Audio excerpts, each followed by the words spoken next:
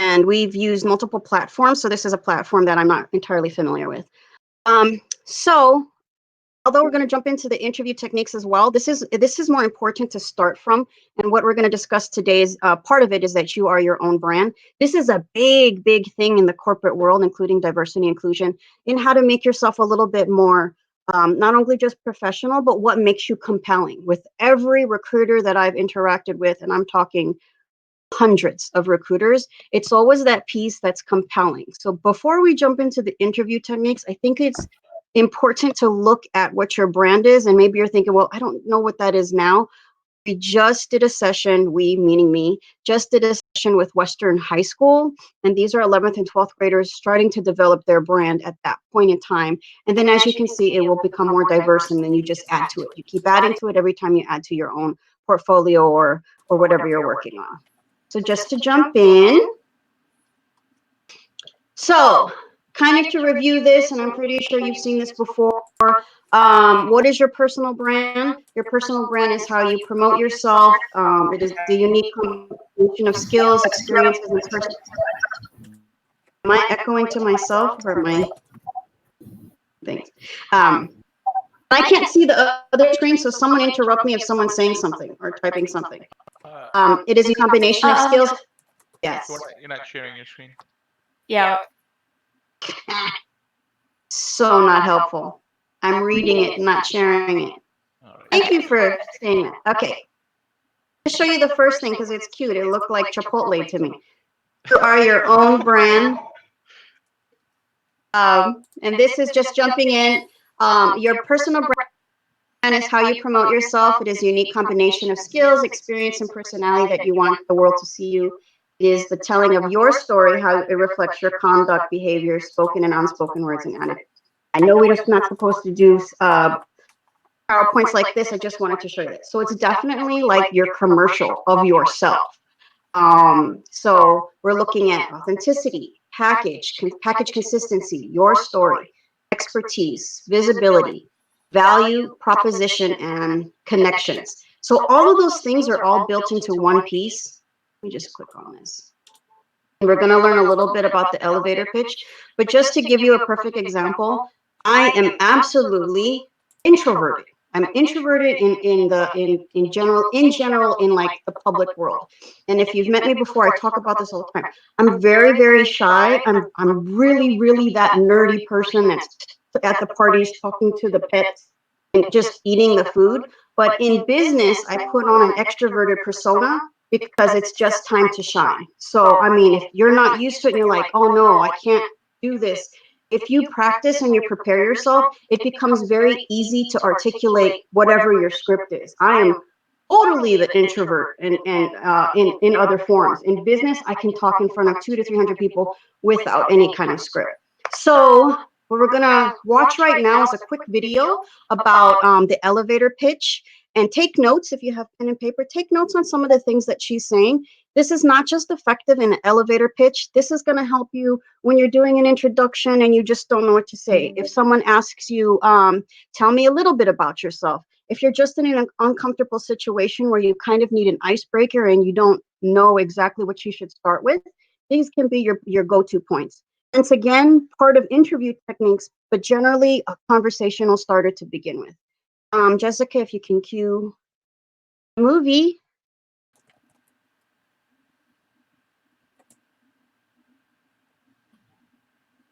All right, everyone switch to Jessica's screen.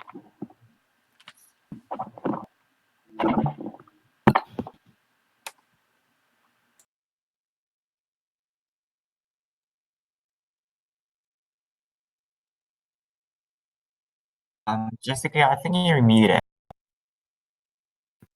Okay, sorry. I'll see the YouTube video in your stream. Yeah. Okay. I don't. Is it me? I'm not doing it right. You can go in and click on, like, you can hover over where you see her, like, in the chat, or, like, on the left, where it says live, and you can watch the stream. I'm seeing 2 cubes. That's correct.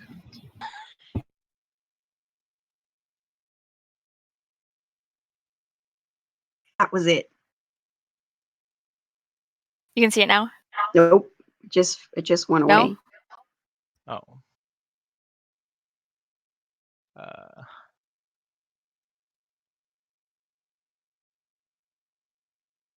it says you're in the stream. Maybe you got to click on the over whichever, like all the different there's different like different cameras and streams. You got to make sure you clicked on the one for Jessica's live stream.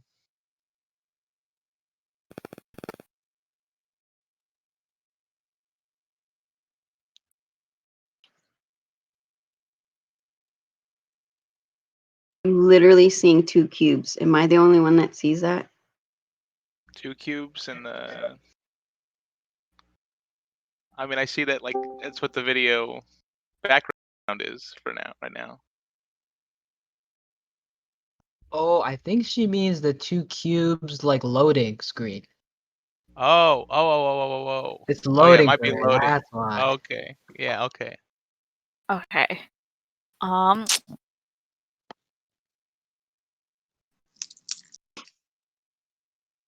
Go ahead and start playing it. Hopefully, we'll show.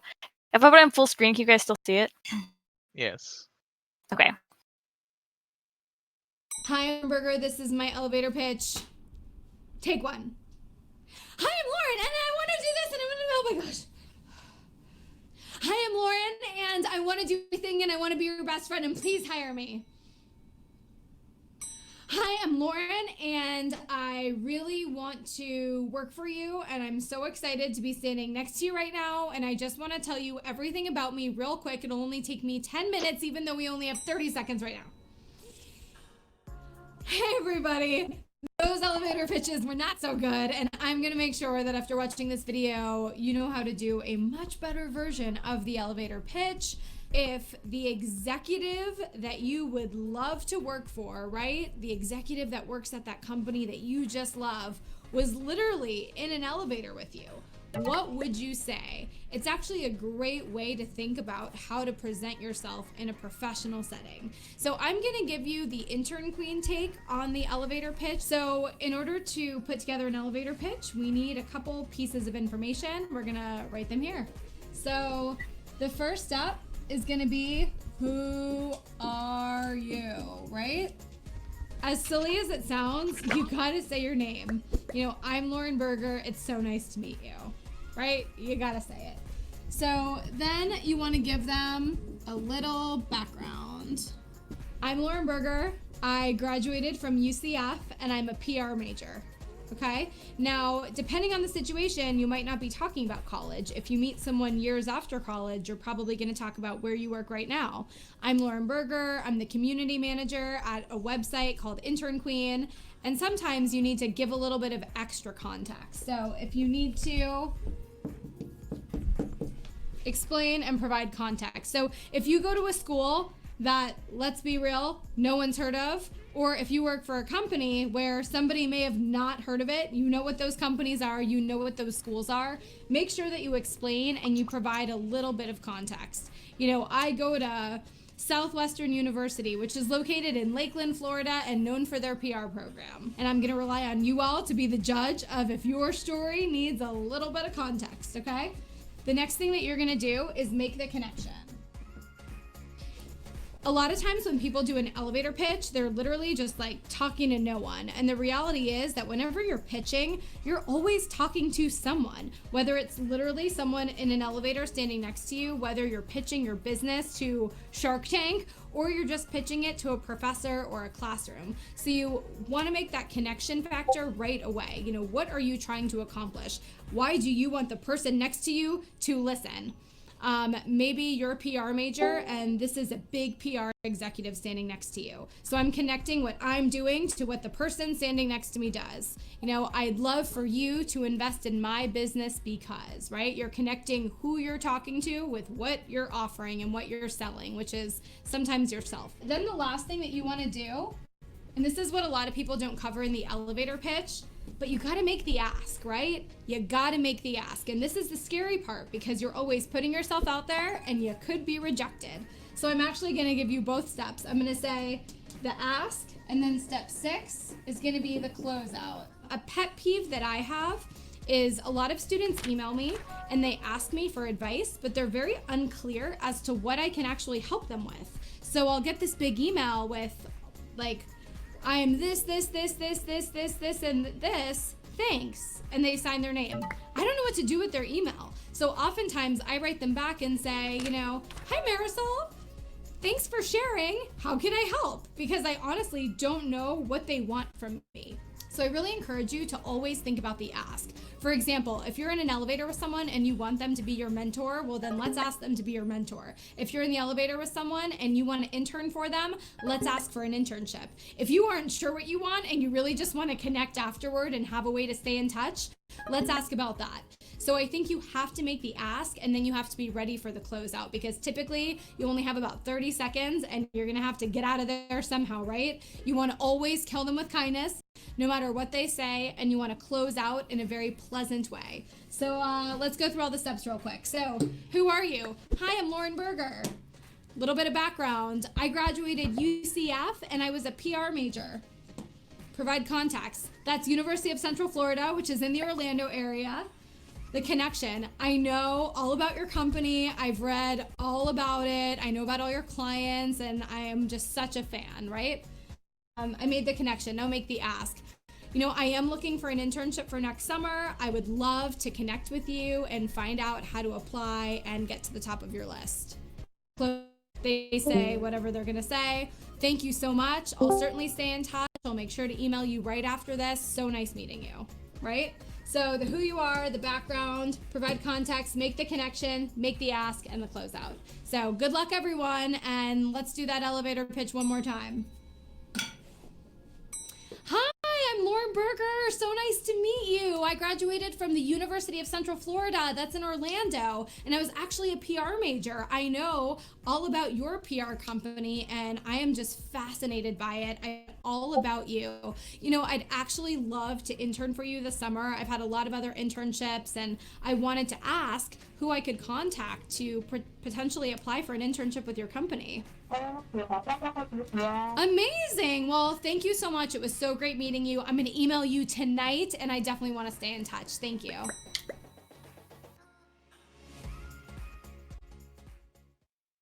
Perfect. Thank you for sharing, Jessica. Did you say 6 o'clock? Because I just got to show one quick screen. Oh, no, you can go up to 6:30. It's an hour-long meeting. Okay, I lose track of time. Okay, so really quickly, I don't know if you guys could see it. I actually couldn't see the video, but she was very animated. She was very confident. She was utilizing things that were more personality traits, and that is the tie-in, buy-in when you're talking to any interview. Now, again, if you feel like, oh, well, I'm too shy to do that, there's times that you're obviously not shy, and that's the personality trait that you have to pull on. Very, very important to show your personality, because again, you have to ask yourself, what makes you more compelling? All of us in this room are probably all whiz kids. All of us in this room are probably really great GPAs and have a lot of experience behind us, or are participating in a lot of volunteer events, and we're doing a lot of things in the community. Now that bar has increased to like almost everyone that you talk to might have the same type of credentials and experience. So now you're going to have to look at what makes you compelling. It might be that personality trait. I'll give you a good example. When I was interviewing for Solar City, there was 2 of us left. I was interviewing with a white male who was a little bit older than me. So if I at the time was probably 9 years ago, so 41 at the time. He was probably about 52. Same kind of education, same kind of similar experience. He actually had a little bit more experience in the industry than I do in certain areas, especially in governance. So now that I sit on boards, I do have that governance piece, but he on paper looked much better than I did because of the governance role.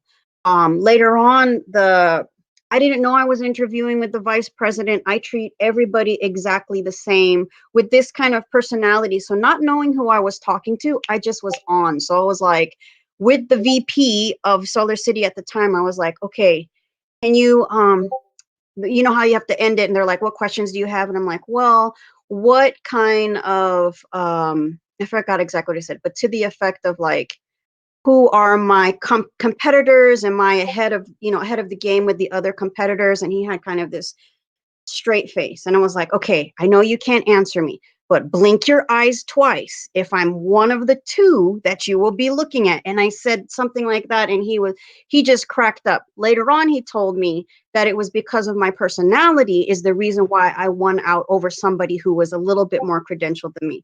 So again, personality, you got to pick it up. If you're shy, work on your script. Let me show you what was reviewed in the video. This is a great part to take notes. This time, actually share the screen. Share. Are you guys seeing this? Yes. Okay. So, how to construct your 30-second elevator pitch.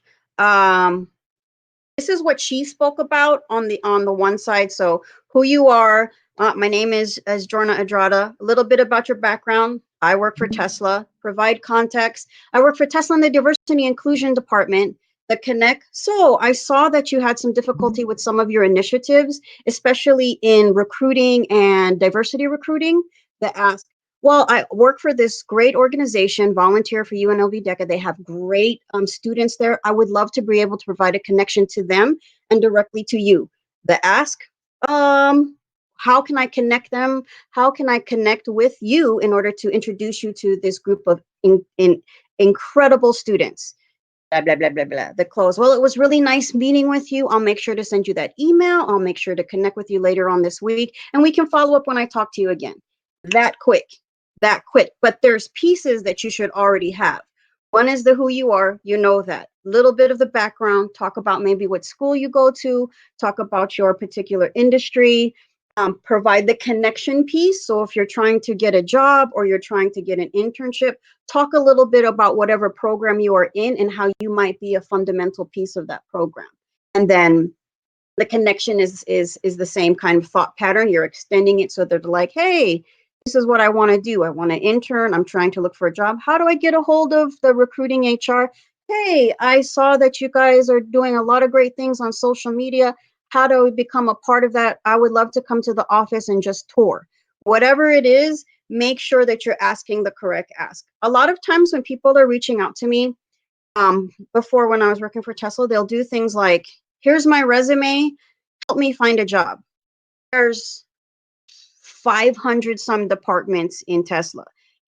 There's more than that in jobs. Reading your resume, I will have no idea what you're good at doing, even if you're talking straight from the industry, because there's a lot of jobs. So make sure when you're making the ask, it's very, very specific to what you want to do, because help me is too broad of a thing to like, I don't know how to help you. You mean emotionally with a job? Like what exactly were you looking for? And then also look on this side. It says, because of, above all, an elevator pitch is like a story. Again, the situation, this is after the introduction, the situation, the problem, the solution, and the result. Now, this part is important when you're doing interviews. So if you're writing this down, and there's also another tactic that I was sharing if I do the interview, straight interview course with the resume, but naming the situation, talking about the problem, the solution, and the result is just a great framework for any time someone asks you a question in general. For example, every time that you're in an interview, they're going to talk about, tell us about a situation where you had to deal with a disgruntled customer situation.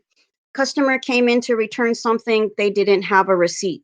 The problem, they didn't have a receipt. There was no way to prove that it actually came from the store. The solution, you can either one, talk to management about giving them a credit in the store, or two, ask them to provide their credit card, or three, give them the cash back if, maybe that it's a customer that you recognized before. The result, I assessed from the customer that they were really a little bit unhappy. So what I did, not knowing whether or not it came from that store or not, protocol says that we can give them cash, we can give them store credit. However, there's a limit to the amount of times that they did that. Boom. You got the situation, the problem, the solution, the result. That, if you're in a situation where you're being asked a question, do that. talk about what it is, talk about what the problem is, talk about what the solution is, and then the result. You can also add, if it's ever a situation where maybe you were dealing with an employee that you were having difficulty with. Again, the situation. Me and this employee were not getting along. We were arguing about the process in one of our projects. The problem, we couldn't get to agree to one point, and we were getting stalemated on the progression of the process, the solution. We decided to sit down together, write down the pros and cons, and weigh out all of the disadvantages with each solution each of us provided. Whichever weighed heaviest on the solution that made more sense, that's what we did. The result. We learned to work together. We developed a system that was more efficient, and overall the project got done. So very quickly, you can find areas almost in anything. If you're having a discussion, you utilize that problem solving framework. So what I wanted to do while we're looking at this, write this down, who you are, a little bit of background, provide context, connect the ask and the close just on this side, is if, this might not necessarily happen the way we'd like it to, is if anybody would want to actually try to do a really quick elevator speech to see whether or not they can just whip it out. It doesn't have to be perfect. It's literally following the protocol of what was listed on the screen. Is anybody up for the challenge?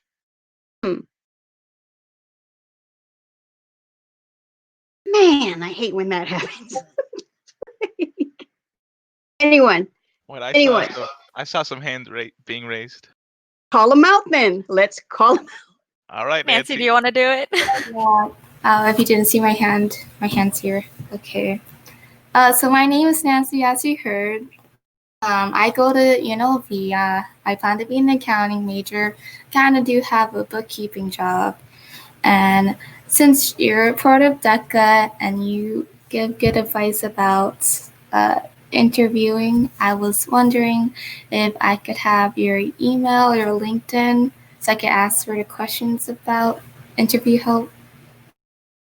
So I like that, but let's change to the affirmative, and instead of saying kinda, redo it and be in the affirmative, and like slightly aggressive and put more pep into it, because that's how an elevator. Okay, go. Oh, Again. okay. All right. Hi, my name is Nancy. I am an accounting major at UNLV. I have a bookkeeping job as well. And I know that you're part of DECA and you are great with interviewing. And I want to ask you about your LinkedIn or your email. Can you help me? Of course. That was perfect. So yeah, putting a little bit more emphasis. You as long as you're the thing that you want to avoid. Again, that was perfect. Is do not be robotic. First of all, make sure that you're talking in the affirmative all the time. And then remember, it's your commercial, so you want to absolutely stay professional, but have a happy sound in your voice. So that was perfect. I loved how you said that. What you don't want to do, and I have this written on my cards here, is that you don't want to not practice. And again, your script will change per situation. So you always want to have something in the back of your mind. I'm going to say this if this happens. I'm going to say this if this happens.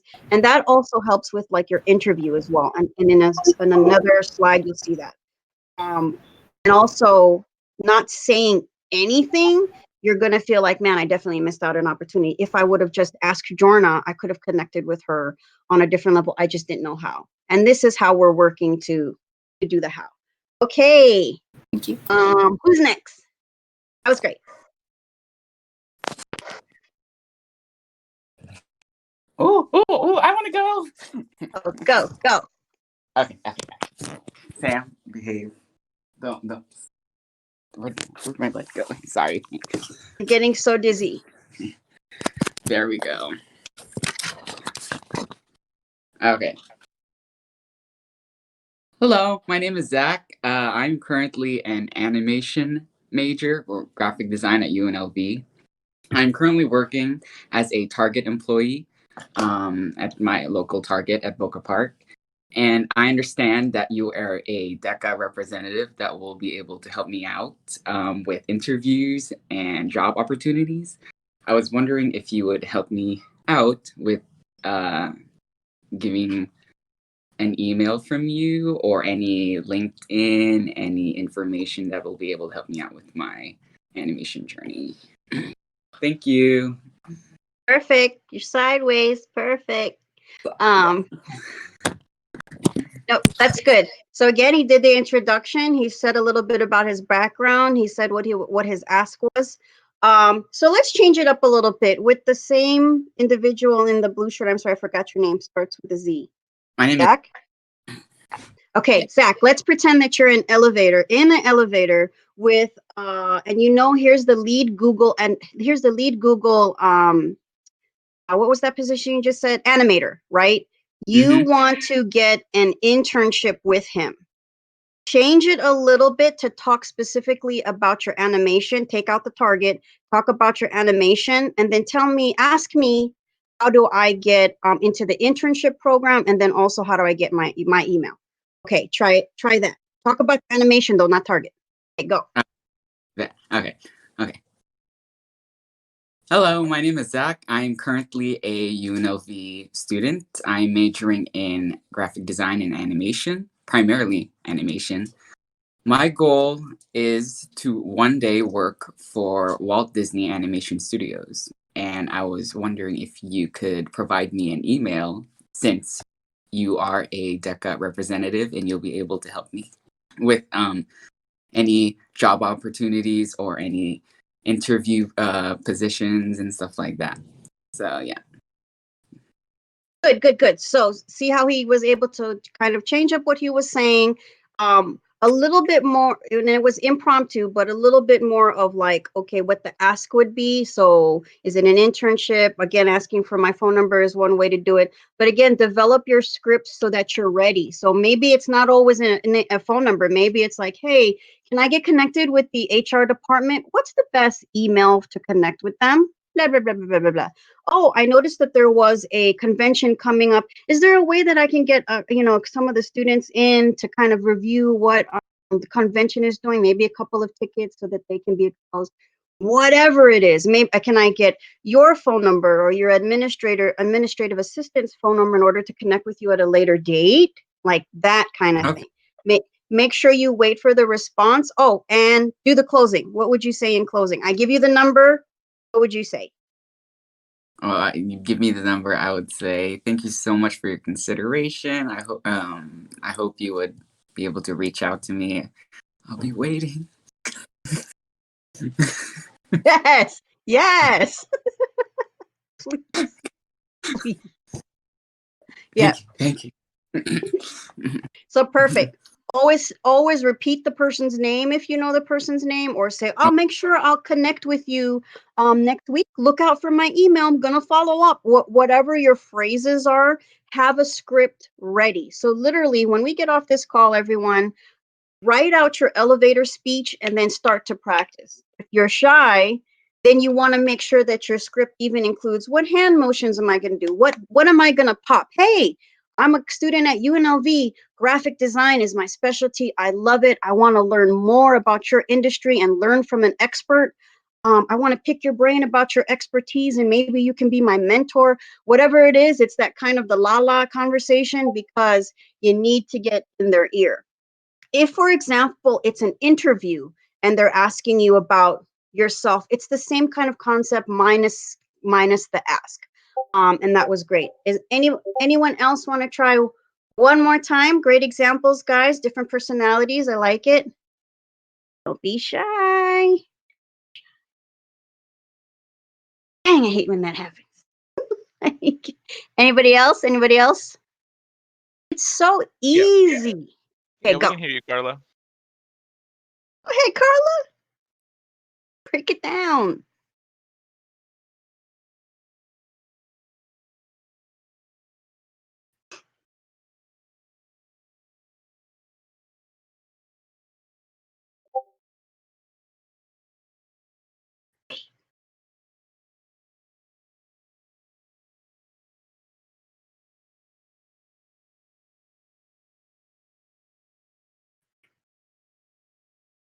Am I the only one that her screen's flashing, or is that I can't hear her? I can't hear her, and her screen's flashing for me too.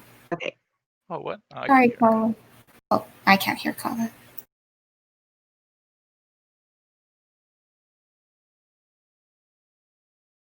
She's doing it on purpose. Try disconnecting and reconnecting. I was able to hear her. Me too. But it might help if like there's like a Yeah, and it's okay. It's okay. I'm looking at the time. Maybe we'll skip that part. I'm gonna call on you next time, Carla, for sure. But let me just go ahead and move ahead. I know I'm looking at the time, and I know I only got about a few minutes left. So let me jump to show you some other techniques. I know we're kind of moving fast, but again, it's not necessarily a deep dive. It's kind of looking at it. So let me share my screen again. This time, actually share.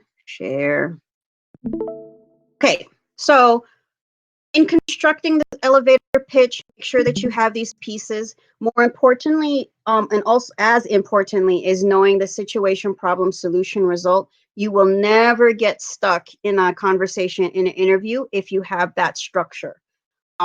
The elevator pitch is important for personality and branding. Again, it's another part of the interview side that you start to build as a professional, that later on you'll be so happy that you were actually prepared for that piece. And keep in mind that you should have multiple scripts. I keep saying that you're not sure of what the situation or scenario will be. So if you have scripted out things that you'll say off the top of your head when something pops up, it'll be a lot easier. In a second slide, I'll show you that in a second. Actually, I'm going to skip around because I don't want to run out of time. So I sent this document to Jessica, so she'll probably forward it later. This was given to me from a recruiter. I'm going to skip all these pieces, some great reads, but here, if you haven't worked with me before, here's the things that's going to be your homework for later on. It will prep you. These are generally the questions that recruiters ask of you, or hiring managers.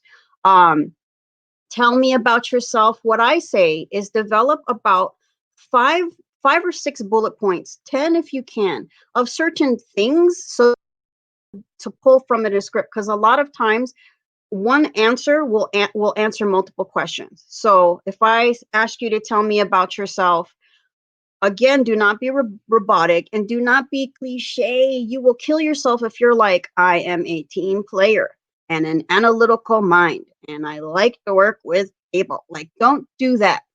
That will kill you in an interview. It's not showing why you're compelling. If you say, I am a team player, make sure you say, well, I am a team player, but what I like to do is I like to lead. I like to make sure that all of the components are all together. I'm the one that likes to be organized and coordinate. I do like to look at a problem as a big picture and make sure that all the pieces are being adjusted and addressed. Say something like that. Always do the and. So if you are not sure of your greatest strength, look at like things like core competencies, right? So if you're a good listener, or if you're, again, you can say analytical, but then do the why, a great communicator, or anything like that. If you have a series of things, all of them can be core competencies. Google it, core competencies in business, core competencies. Have a list of it, because it can be your greatest strength. It could be tell me about yourself. It can be number 11, what qualifies you to the top candidate possesses. It can be 18, what are your goals over the next 3 years? Because you can take those things and say things like, well, I am an analytical person, but what I would love to do is enhance my professional development by taking something like project management, things like that, that it's gonna enhance your career. So maybe 10 bullet points of some of the core competencies. Also look at some of the areas you're working on, right? So if you get stuck on what is your biggest weaknesses, always make it positive. So what's my biggest weakness? I'm not good at mental math. Or, you know what? I would love to learn another language. Or, I'm proficient in Excel, but I would like to be a master at Excel. Or, I'm looking to do additional, enhance my educational career. I would love to get a PhD in organizational leadership. So any weakness, you want to make sure you turn it to a positive. And all of this, I say this all to say, make sure that you're scripted. So elevator speech, scripted. Interview techniques, scripted. Being prepared, entirely scripted. And all of these questions are not just asking you just to ask you to figure out what you're going to say. A lot of times it's a process, right? So they look at your resume, they see whether or not you have a fit just on paper. And then if you're talking to a recruiter is not only checking for your knowledge base on paper, but whether or not you're a culture fit. And if you're a culture fit, this is some of the questions that they ask you to see how you respond. Are you quick on your feet? Are you competent? Do you know how to pivot very quickly? Do you know how to, when you're stumped, do you know how to figure out what it is? And sometimes it's okay to go, you know what? Let me take a second to think about that. Or you can you rephrase that question? Especially if you are online, I mean, in person or the video, same thing. Again, these questions, I'm not going to go over all of them because there's quite a few, but the ones highlighted in black, as Jessica to send you this, are the ones that they're more than likely ask you. I would say take it as your homework, review it, write your answers down, and I'm telling you, you will kill an interview because it'll pop like you just like that. I mean, this is what my recruiter prepared me to speak to my hiring manager because I had a personality where he was like, let me help you with something. Not that I need help in interviews, but at that point he was like, make sure you cover these bases. So again, on this page, make sure that you're scripted, make sure that you practice backwards and forwards. When it's time to go to the interview, don't over practice because it just makes it worse. But high energy, make sure you use your personality of when you're comfortable, and when you practice, you'll feel a lot comfortable and you won't be nervous. And also walk in there like the job is already yours and you're convincing the person that that you're trying to get that job, even if it's virtual. So with that, hold on, let me share another thing with you. This is really important. Oh, before I change the screen, any questions or concerns with that? I'm kind of flying through things. People. Any question that you ever got like stumped on, and I can totally help you, or we could talk about it offline. It's up to you. But not, let me just go ahead and share something that's really, really important the last few minutes. The importance of nonverbal cues in communication, especially when you are on the video. So let me stop sharing for a second and just give you an example.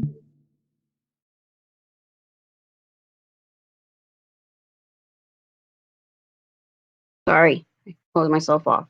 Okay, so let me ask, I hate that I can't see anyone. You're all like remotes. Let me ask Daniel. So I'm gonna give you an example.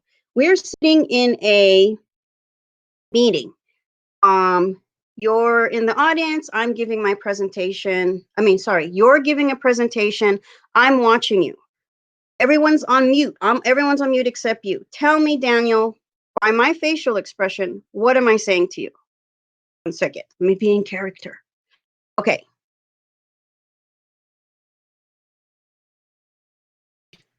Daniel, what did I just say about your presentation? You're on mute, I think. You guys hear me? Yes. Perfect. I think you're saying that the presentation is boring and you just want to leave the presentation. Perfect. Okay. Now, Colin, I'm going to do another one. Tell me what I'm saying. Okay.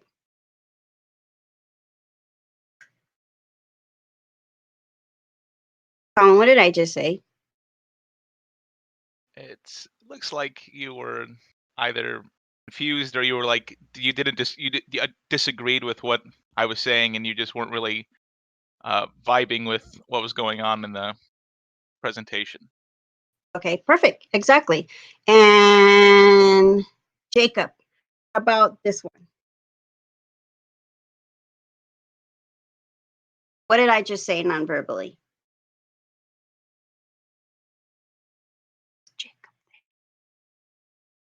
Is Jacob there? Is Jacob gaming? Is Jacob gaming and pretending that he's here? Jacob, you're still muted if you try to talk.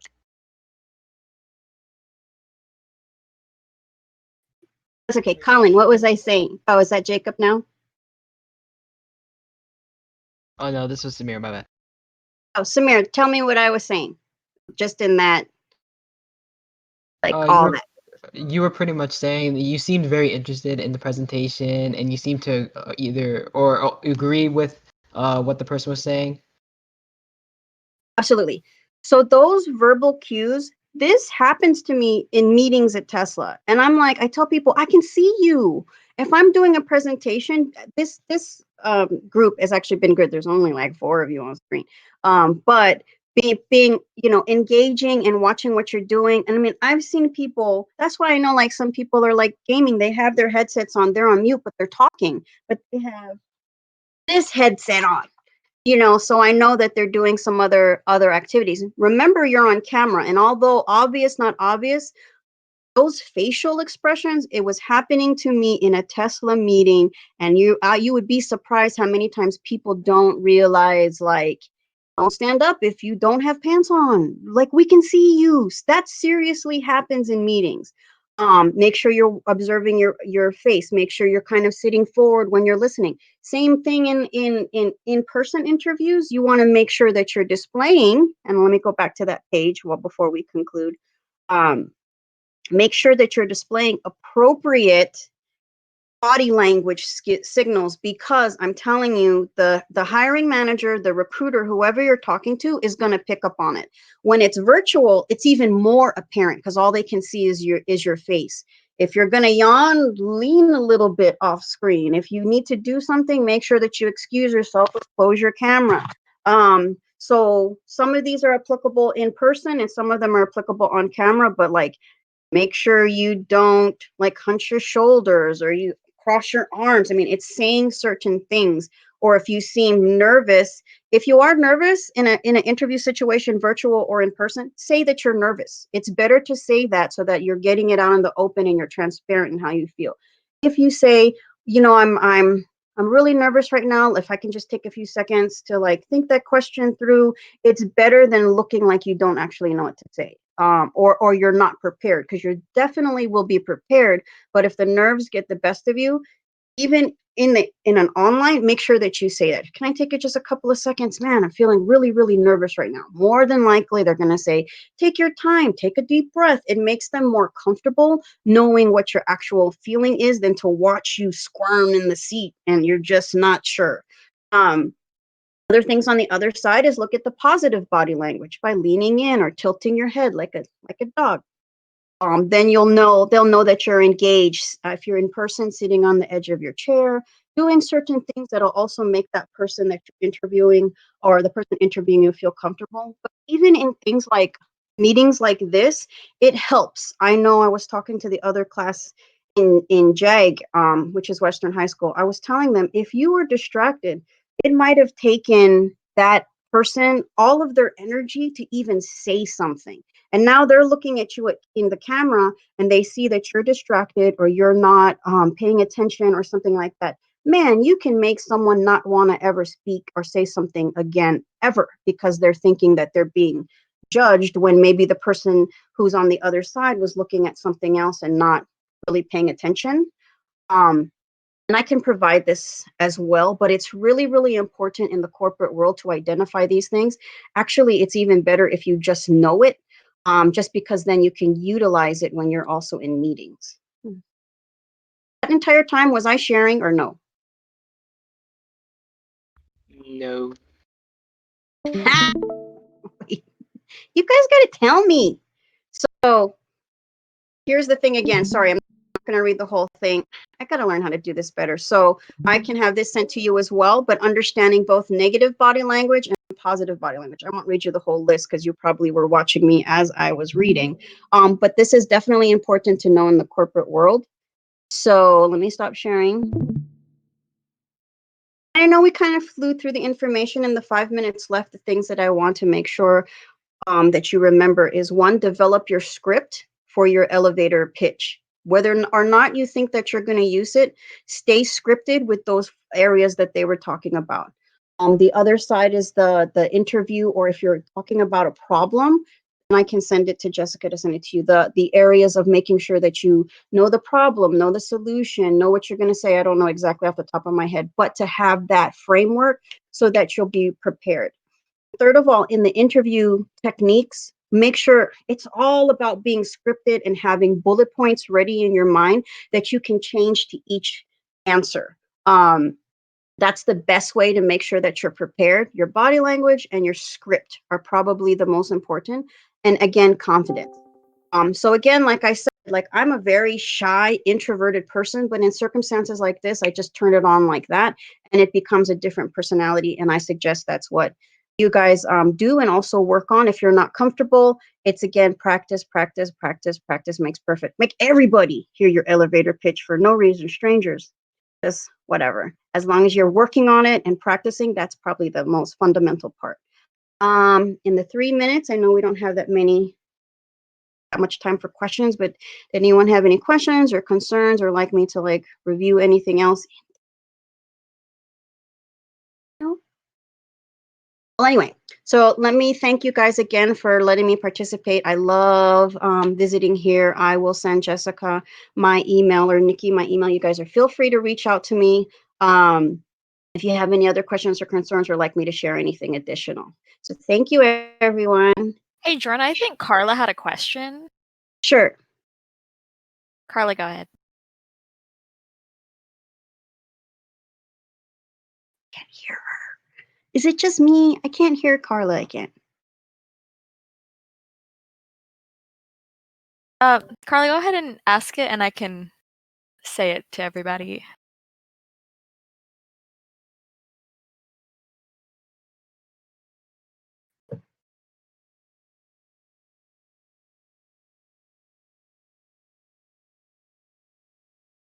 Okay. Carla wanted to know if she notices that her audience is getting bored, how does she pick up from that and get them to not be as bored?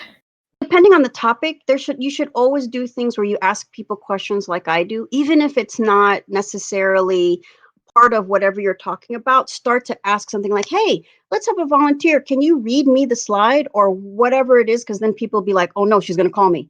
And then it kind of wakes them up.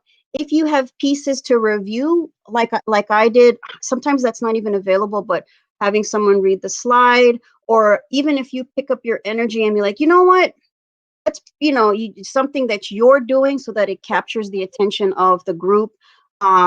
I tend to like reset and just say something like, you know what, I know we're a little bit slow, let's take a quick 2-minute breather break. One, actually online you can't, so maybe like 30 seconds. If we guys need to stretch, let's all stretch for a second and let's jump back into it. 30 seconds is too long, Carla, don't do that.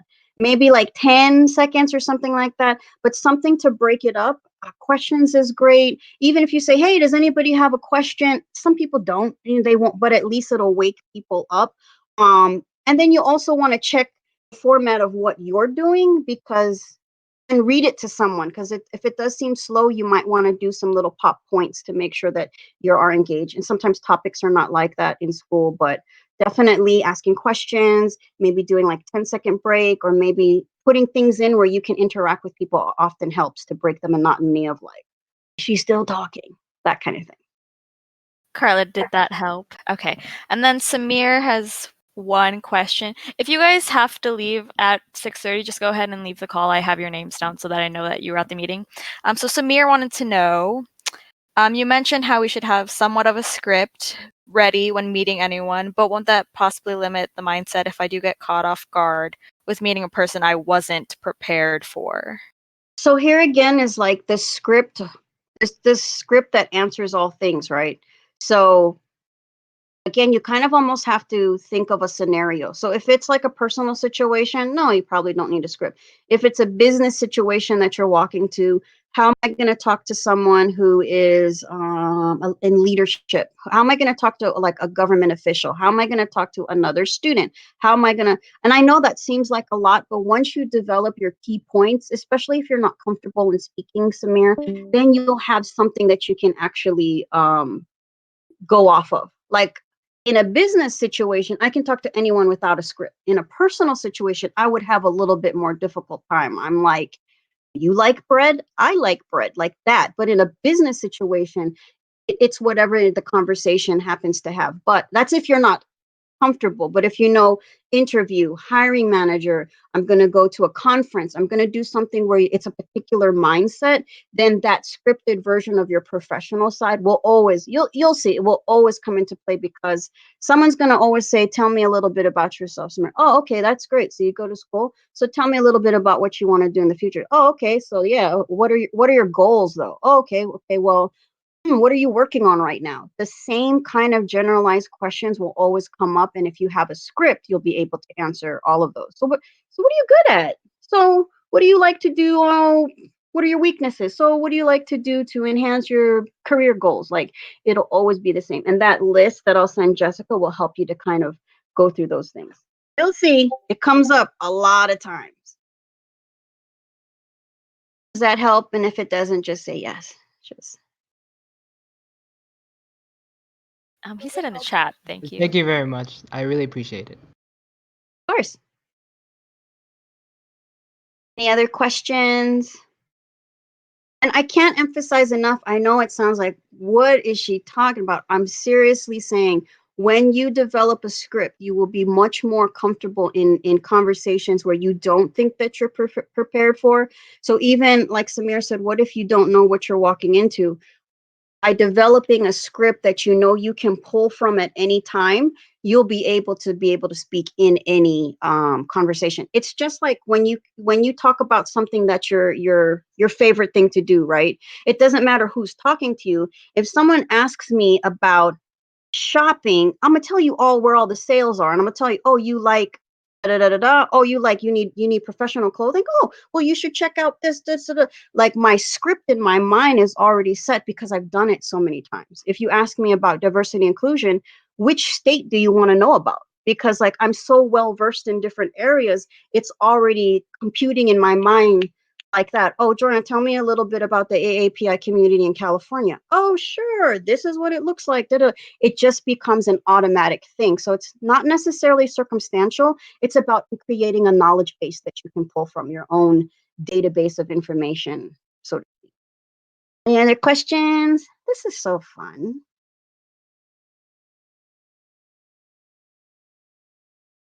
I can see someone's mouth moving, but he's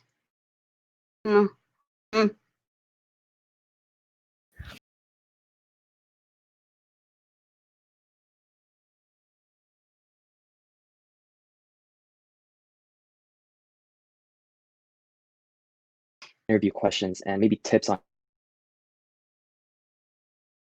how to answer them. One would be talking about your biggest or greatest weakness. How do you go about that? Sure. So anytime that you're talking about a weakness, don't be weak. That's what my son says. You want to talk about something that you can enhance or something that you can improve.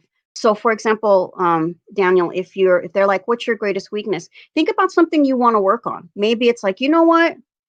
My greatest weakness is I wish I was bilingual. If I was bilingual, then I can communicate with so many more people. Make it something positive. If it's something like, Daniel, what's your degree?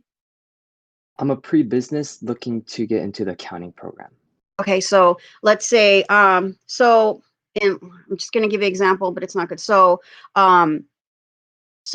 I'm pretty proficient in Excel, but I would love to be a master at Excel. I'm looking at taking courses where I'm able to even be able to teach that to other people so that I will become more well-versed in it. Something to that effect. Or like me, like I was saying earlier, like mental math is my downfall is mental math. I always need a calculator or something like that, even if it's something funny. Or so weaknesses, anything you want to work on. Tell us a little bit, what do you think your professional weakness is? You know what? I would really love to explore project management and really there's a project management industry. I would like to take project management courses to make sure that I'm more efficient and organized, and anything that promotes something that you want to improve on. That is your weakness. Never say things like, "Oh, I'm shy," and just kind of leave it at that. You might want to say, you know what, I'm working on my speaking ability, so I'm taking additional speaking courses so that I'll be able to talk to larger crowds. Use it in a way that, oh yeah, it sounds like a weakness, but it sounds more like an improvement. Or maybe it's give me, Daniel, does that work for you? Like, give me something that you think you could say now. What are your weaknesses, Daniel? Tell us one weakness that you have. Well, one of my weaknesses, I'm beginning to get into the Excel program, but I'm willing to put in time and look into more volunteering and opportunities so that I can enhance my Excel abilities. Hashtag boom. Yeah, exactly. That's things like that you want to say so that it's always something that you're improving. I'm proficient now, but I want to be a master at Excel. I'm proficient in something, but I want to be able to do it at an expert level. Mastery of something, proficiency versus master level or expert level. And whatever that applies to, use those terminologies. I'm proficient at, but I'd like to be a master and have expertise on, that's probably the easiest one to do if you're not sure, because at least you're thinking of something. The worst thing to say is nothing, because everyone has some type of weakness. Or go with, oh, you know what I would love to do? I would love to be bilingual. Write that somewhere, people, because if you don't have anything else to say, say that. Say that you would like to work on being bilingual, because that always shows that you're trying to think a little bit above whatever you're doing. Hope that helps. Actually, that is something someone else taught me, so write it down because you're going to use it. Perfect. Thank you. Any other questions?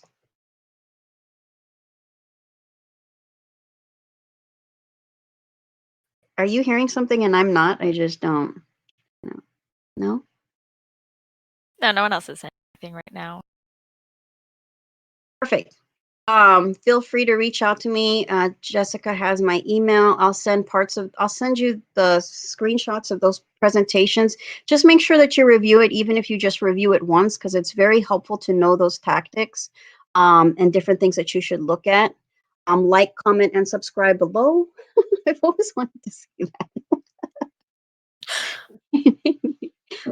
If there's anything that you guys need, please let me know. I also can come back, Jessica, if you want me to do something a little bit deeper dive. I'm always available for that. Or if there's like work on only this, like resume or interview, I'm available for that too. I have a Jorna series that we can kind of do.